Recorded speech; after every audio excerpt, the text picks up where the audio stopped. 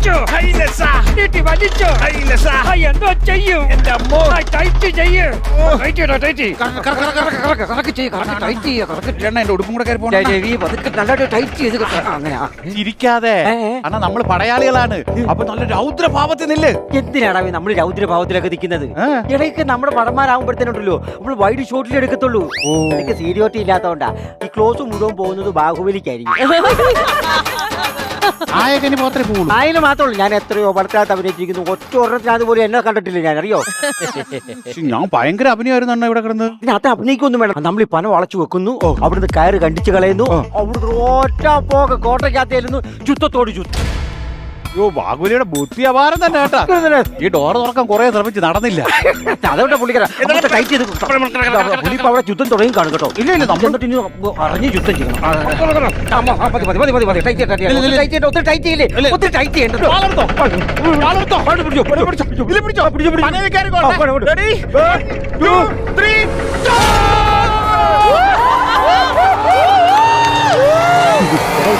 കാറ്റടിച്ച് കയറിപ്പോണ്ടല്ലോടാ. എന്നാ കുളിരാടാ ഇത്. ഹായ്, നല്ല മേഘങ്ങൾ. അയ്യോ എടാ, നമുക്ക് എല്ലാ ദിവസവും രാവിലെ ഉണ്ടല്ലോ പന വളച്ചങ്ങ് ചാടിയേക്കാം. തല കൊണ്ട് പയ്യനെ തൊപ്പ് പിടിച്ചോളാം. എടാ ആ വാള് കാത്ത് വെക്ക്. എന്താ എടാ, മേഘത്തെ കൊണ്ടങ്ങനെ മേഘം തീ പിടിച്ച കേസ് കളിക്കേണ്ടി വരുമോ? പിന്നെ അതെ, നമ്മൾ ചെല്ലുന്നു, നമ്മൾ ചാടുന്നു, അവിടെ പിന്നെ ചുത്തത്തോട് ചുത്തവാ കേട്ടോ. അണ്ണാ ലാൻഡ് ചെയ്യാൻ സമയം. ഇപ്പൊ തന്നെ ലാൻഡ് ചെയ്യാം. അയ്യോ അമ്മ,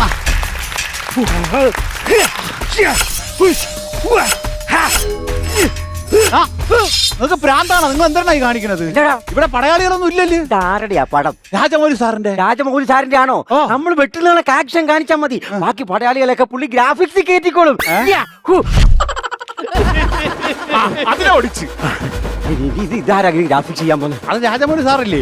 അത് ഗ്രാഫിക്സ് ചെയ്ത് ഇങ്ങനെ വെച്ചോളൂ. പിന്നെ അല്ലാതെ അത് ഞാൻ എന്റെ കൈ തന്നെ ഇരുന്നോട്ടെ. ഇടയ്ക്ക് തെളിഞ്ഞ് ഞോണ്ടി കൊടുക്കാൻ. അയ്യോ, ഇതെവിടാടാ ഇത്? അണ്ണാ, ഇത് കൊട്ടാരമൊന്നും അല്ല. പിന്നെ ഇത് റാമോജിറാവു ഫിലിം സിറ്റി ആണെന്ന് നോക്കുന്നു. അല്ലല്ല, ഇത് വലിയതോ മരുഭൂമിയാണെന്ന് എനിക്ക് തോന്നുന്നു കേട്ടോ. അണ്ണാ, അവിടെ മരുഭൂമിയൊക്കെ ഉണ്ടെണ്ണ. കിടിലൻ 2000 ഏക്കർ കിടക്കുന്ന സ്റ്റുഡിയോ ആണത്. ഒറ്റ വെട്ടിയാൻ പറ്റിയ ഞാൻ അന്നേരപ്പോഴേ പറഞ്ഞല്ലോ അത്ര ടൈറ്റ് ചെയ്യേണ്ടത്. ആ ടൈറ്റ് ചെയ്തിട്ട് ഊക്ക് കൂടി പോയിട്ടല്ലടാ കൊട്ടാരം കവിച്ച് നമ്മളിപ്പോ ഈ മരുഭൂമി വന്ന് വീടിരിക്കുന്നത്. മരുഭൂമിയാണോ? പിന്നെ മരുഭൂമി എടാ, എനിക്ക് തോന്നുന്നത് ദുബായിലുള്ള മരുഭൂമിയിൽ അങ്ങാട്ടാ വന്ന് വെട്ടിരിക്കുന്നത്. ദുബായ് ആണെന്ന് നിങ്ങൾക്ക് എങ്ങനെ മനസ്സിലായി? ചെവിയൊന്ന് പിടിച്ചു നോക്കി. മ്യൂസിക് കേൾക്കുന്നുണ്ടോ? അതാ പറഞ്ഞു, ദുബായിൽ എവിടെ ചെന്നെന്ന് പറഞ്ഞാൽ ഈ മ്യൂസിക് ഒക്കെ അറിയോ? ഇവിടുത്തെ ദുബായിലെ ട്രേഡ് മ്യൂസിക് ആണ് ആ സാധനം. ദുബായ് ആണല്ലോ. അത് കുഴപ്പമൊന്നുമില്ല. ഏതായാലും ഇവിടെ വന്ന് പെട്ടില്ലേ, തിരിച്ച് നമുക്ക് വിമാനത്തെ കയറി അങ്ങോട്ട് പോയാലോ? വിമാനത്തിൽ കയറി ഉണ്ടാക്കാൻ പാസ്പോർട്ട് വേണം. പാസ്പോർട്ട് എനിക്കുണ്ടല്ലോ. എനിക്കുണ്ട്. എന്നിട്ട് എവിടെ? വീട്ടിൽ വെച്ചിരിക്കുന്നത്. വച്ച് കയറ്റി തരും ഞാൻ. അണ്ണാ, വിമാനത്തിൽ കയറുമ്പോ പാസ്പോർട്ട് കാണിക്കണ്ടേ? എടാ, നമ്മൾ ഏതായാലും ഇവിടുന്ന് വിമാനത്തിൽ കയറി നമ്മുടെ വീടിന്റെ വാതിൽക്കൽ ചെന്ന് ഇറങ്ങത്തില്ലേ? ഇറങ്ങുമ്പോ ആ പാസ്പോർട്ട് എടുത്ത് പൈലറ്റിനെ കാണിച്ചാ പോരെ? നമ്മൾ യൂബർ ഓടിച്ച് വീട്ടിൽ പോണല്ല, വീട്ടിൽ ചെന്നിട്ട് പൈസ വാങ്ങിച്ചു കൊടുക്കാൻ. പേടിക്കണ്ട, നമുക്ക് വീട്ടിൽ ചെന്നാ പോരെ. എന്റെ അളിയിൽ ഇവിടെ ജോലി ചെയ്യുന്നുണ്ട്. പുള്ളിക്കാരനെ വിളിച്ചു കഴിഞ്ഞാൽ നമുക്ക് നിസാരമായിട്ട് നാട്ടിൽ ചെല്ലാവല്ലോ. പുള്ളിയുടെ ഫോൺ നമ്പർ ഉണ്ടാ? പിന്നെ എന്റെ മൊബൈലുണ്ട്. മൊബൈൽ എവിടെ? വീട്ടിൽ വെച്ചിരിക്കുന്നു. ഇത് പ്ലാസ്റ്റിക് ആയത് നിങ്ങളെ ഭാഗ്യം ആണല്ലേ. എടാ, നീ ഒന്ന് സമാധാനപ്പെടേ. എനിക്കാണെങ്കിൽ തൊണ്ട വരണ്ടിട്ട് പോയി. സ്വല്പം വെള്ളം കിട്ടാൻ വല്ല വഴിയുണ്ടോ? ഈ മരുഭൂമിയിൽ ഞാൻ ഇനി വെള്ളത്തിന് എവിടെ ചെന്ന് തപ്പാൻ? എനിക്കൊന്നും പറയേണ്ട കാര്യമൊന്നുമില്ല. വെള്ളം എനിക്ക് തന്നേ പറ്റത്തുള്ളൂ. പേടിക്കണ്ട, നമ്മള് ദുബായിലാണെങ്കിൽ വന്നെങ്കിലേ നമ്മുടെ ദുബായിലെ റെയിൽവേ സ്റ്റേഷൻ അടുത്തെങ്ങാണ്ടാ വന്നിരിക്കുന്നത്. അതെങ്ങനെ മനസ്സിലായേ? വെള്ളം എന്ന് പറഞ്ഞോണ്ട് ആരോട് വരുന്നുണ്ട് കേട്ടാ. ഇനി ഇതിന്റെ പുറകെ ഇഡ്ലി വട എന്ന് പറഞ്ഞോണ്ട് പുറകെ ആൾക്കാർ ഇങ്ങനെ വന്നുകൊണ്ടിരിക്കും. റെയിൽവേ സ്റ്റേഷൻ അല്ലെണ്ണ, പിന്നെ അതുകൊണ്ടാണ് ഒരാള് പറഞ്ഞു.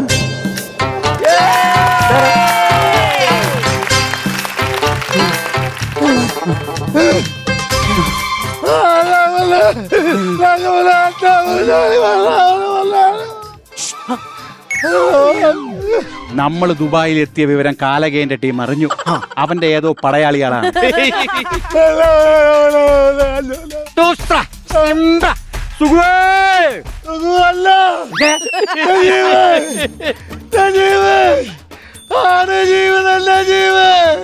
യാത് ജീവിതം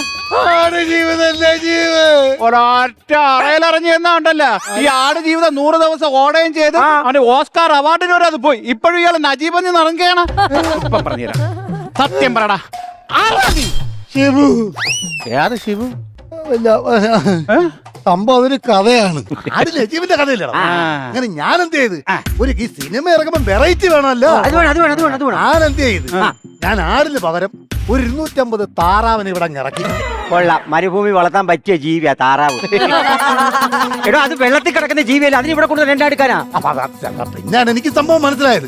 അങ്ങനെ 2 ദിവസം കഴിഞ്ഞപ്പോ കാണാം ഈ താറാവെല്ലാം കൂടെ മണ്ണിനടിയിലോട്ട് പൊതഞ്ഞു 250 താറാവ് വെള്ളം തേടി പോയതായിരിക്കും. ഞാനും അങ്ങനെ വിശ്വസിച്ചത്. അങ്ങനെ 3 ദിവസം കാത്തിരുന്നു, ഈ സാധനം പൊങ്ങി വന്നില്ല. അവസാനം ഞാൻ മണ്ണ് മാന്തി ചെന്നപ്പോ 250 കുഴിമന്തി നിരന്നിരിക്കുന്നു. അതുകൊണ്ട് ഇത്രയും ദിവസം വരെ പിടിച്ചു നിന്നു. തൊട്ടു വലിയ മണലടാ, ഒരു ബില്ലിന് ഒരു നിവർത്തിയില്ലെന്ന്. നിങ്ങൾക്ക് വേറെ വല്ല ജോലിക്കും കൂടിയാണ്. വേറെ ജോലിയുണ്ട്. എന്നെ ഒന്ന് അടിച്ചിട്ട് ഒന്നില്ല അറബിയില്ലേ, അറബി. ആ അറബിക്ക് ഒരു 50 ഒട്ടകം ഉണ്ടായിരുന്നു. ഈ അറബി എന്റെ 50 ഒട്ടകത്തിന് വന്നിട്ട് മരുഭൂമിയിലോട്ട് പറഞ്ഞു വിട്ടു. അവിടെ ആണെങ്കിൽ തുള്ളി വെള്ളം പോലെ കിട്ടാ തൊണ്ട പോലെ ചത്ത് കിടക്കായിരുന്നു അവിടെ. എന്നാ പിന്നെ ആ ഒട്ടകത്തിനെ കറന്നിട്ട് ആ പാലങ്ങ് കുടിക്കുവാണെങ്കിൽ ദാഹം മാറത്തില്ലേ? അറബി എന്നെ അവിടെയും ചതിച്ചതേ. അതിനാ തന്ന 50 ഒട്ടകോ ആണൊട്ടകം.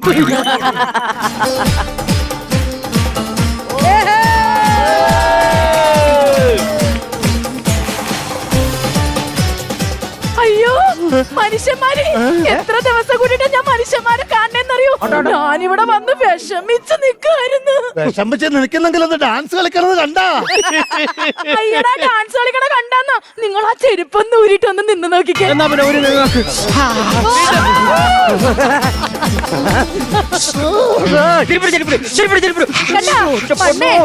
തിളച്ച് നിക്കണേണ്, അതുകൊണ്ടാണ് പൊള്ളിയത്. അല്ല ഞാൻ കാര്യം ചോദിച്ചോട്ടെ, ആരാ? ഞാനാ, ഞാൻ ദേവസേന. നമ്മളെ നാട്ടിലും ഉണ്ട് ദേവസേന. ഈ പറയുന്ന ദേവസേനയിലെ ടീമിലുള്ളതാണ് നമ്മള്, ബാഹുബലിയിലെ പോരാളികള്. അതെ, ഞാൻ ഒരു കാര്യം ചോദിച്ചോട്ടെ? നമ്മളെ ദേവസേനക്ക് ഇങ്ങനത്തെ ബെല്ലി ഡാൻസിന്റെ ഡ്രസ് ഒന്നുമല്ല, കിടുക്ക് ഡ്രസ്സാണ്. നിങ്ങളുടെ ബാഹുബലി ഏതൊക്കെ സ്ലാങ്ങിലുണ്ട്? മലയാളമുണ്ട്, തമിഴുണ്ട്, തെലുങ്കുണ്ട്, കന്നഡയുണ്ട്, എല്ലാം ഉണ്ട്. അറബിയിൽ നിങ്ങൾ കണ്ടിട്ടുണ്ടോ? അറബിയിലെ ദേവസേനയുടെ കോസ്റ്റ്യൂം ഇതാണ്, ബെല്ലി ഡാൻസിന്റെ. അറബിയിൽ എന്താ പറയണെന്നറിയോ? അൽ ബാഹുബലി, അതിലെ അൽ ദേവസേനയാണ് ഞാൻ. അതൊരു വെറൈറ്റി എന്താണെന്നറിയാവോ? നിങ്ങളുടെ ബാഹുബലിക്കകത്തെ കട്ടപ്പയില്ലേ? ഞങ്ങളുടെ അറബിയില് കട്ടപ്പില്ല. കട്ടപ്പയുടെ തല മൊട്ടത്തലയല്ലേ, ചുട്ട വെയിലത്ത് നിന്നാൽ പൊള്ളി പോവൂലേ? കട്ടപ്പന അങ്ങോട്ട് കട്ടിയത്. അല്ല ഞാൻ ഒരു കാര്യം ചോദിച്ചോട്ടെ, എന്താണ്? നിങ്ങളെ ഈ അൽ ബാഹുബലി അല്ലേ, അൽ ബാഹുബലിക്കകത്ത് ഈ മറ്റേ പന വളച്ചുള്ള ചാട്ടം ഉണ്ടോ?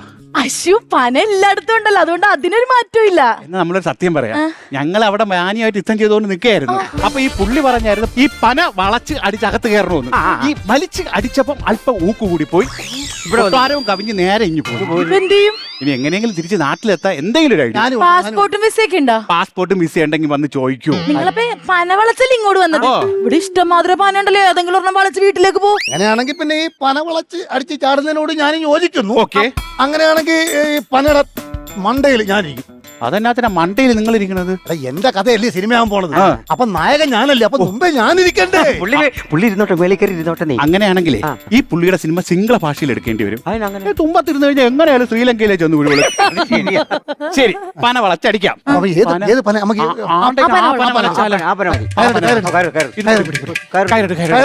കയറുപ്പിച്ചോണ്ടോ സംഭവം ഒക്കെയാണ് കേട്ടാ. നമുക്കൊന്ന് വലിച്ച് സെറ്റായി കഴിഞ്ഞാൽ പന വീഴും കേട്ടാ. ഈ പനയുടെ തലപ്പത്ത് ഞാനാണ്. ഇത് വളച്ച് താഴെ വരട്ടെ. നിസ്സാരം, ഞാൻ വളച്ചപ്പെടുന്നത്.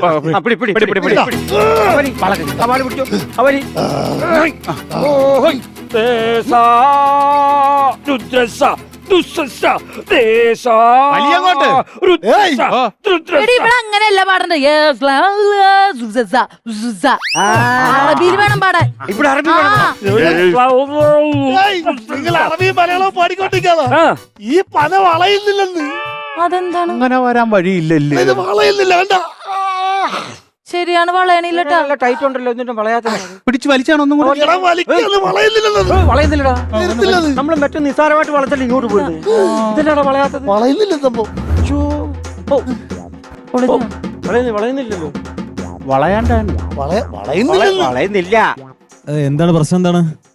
അല്ല അല്ല സാറേ ഈ പന വളയൂലേ? അത് അകത്ത് സ്റ്റീൽ വെച്ച് സെറ്റ് ചെയ്ത് വെച്ചിരിക്കുന്നില്ല, അതെങ്ങനെ വളയുന്നത്? പ്രോപ്പർട്ടിയിൽ പന അത് എഴുതി കൊടുക്കണമായിരുന്നു, പന വളയ്ക്കുന്ന പന വേണമെന്ന് എഴുതി കൊടുക്കണ്ടേ? രഞ്ജിത്തേനോട് എപ്പോഴും പറഞ്ഞിട്ടില്ലേ, പറയുമ്പോ വ്യക്തമായിട്ട് പറഞ്ഞു കൊടുക്കണോന്ന്. ആണെന്ന് എല്ലാത്തിനും കയറി ഏക്കുകയും ചെയ്യുന്ന അവസാനം ആകുമ്പോഴത്തേനും എല്ലാം ഇട്ട് തലയിട്ട് പൊട്ടിക്കുകയും ചെയ്യും. ഇനിയിപ്പോ വളച്ച് വളച്ചിപ്പോ അങ്ങനെ പോട്ടെ ബാക്കി പോട്ടെ. അല്ല അതല്ല സാർ, അത് പറ്റത്തില്ല. കാരണം കേരളത്തിൽ എത്ര എന്താ നീയൊക്കെ ചുമ്മാ എല്ലാം കൊതിപ്പിക്കുകയും ചെയ്ത് സിനിമ ഇറക്കാന്നും പറഞ്ഞോണ്ട്. അല്ലേലും അത് എല്ലാ സ്കിറ്റും ഇങ്ങനെ എഴുതി വെച്ചിട്ട് ലാസ്റ്റ് കിടന്ന് തപ്പിക്കളിക്കും. നീ പറഞ്ഞപ്പം വളയ്ക്കുന്ന പന വേണമെന്ന് പറഞ്ഞിരുന്നെങ്കിൽ കുഴപ്പമുണ്ടായിരുന്നു. എങ്ങനെയാണ് നാട്ടിലെത്തണം, അത്രേ ഉള്ളൂ. നാട്ടിലെത്തിയില്ലെന്ന് അങ്ങനെ ഉണ്ടാക്കണം. അത് അറിയോ, പനയില്ലാത്ത നാട്ടിലെത്തിയെങ്കിൽ ഇനി ക്ലൈമാക്സ് ആവണ്ടേ? പിന്നെ മറ്റേ പുള്ളി എവിടെ ഇരിക്കുന്നത്? അതുകൊണ്ട് അനുസാറല്ലേ അതുകൊണ്ട് മോണിറ്ററിന്റെ ഇടയ്ക്ക് കൂടി നോക്കുന്നുണ്ടോ? കലിപ്പ കേട്ടോ, കലിപ്പുണ്ട്, ശ്രദ്ധിച്ചോണം, കലിപ്പുണ്ട്. സാറേ എന്തെങ്കിലും പറഞ്ഞ എന്താണ് തീരുമാനം പറ. അല്ല പിന്നെ ഈ മണല് മാറ്റിയിട്ടേ ആ കേരളത്തിലെ ഏതെങ്കിലും ഒരു ജംഗ്ഷൻ ഇട്ട് തരുമോ? എന്തിനാ അത്? നമ്മൾ അവിടെ നിന്ന് ബസ് പിടിച്ചങ്ങ് പൊക്കോളാം. എങ്ങോട്ടെങ്കിലും പോട്ടെ. അല്ലാതെ ഇവരെ കൊണ്ട് ഈ മണലിന്ന് ക്ലൈമാക്സ് പറയാൻ പറ്റുമെന്ന് തോന്നുന്നു. ശരി ക്ലൈമാക്സ് ഒരു കേരളത്തിലെ ഏതെങ്കിലും ജംഗ്ഷനെങ്കിലും മതി.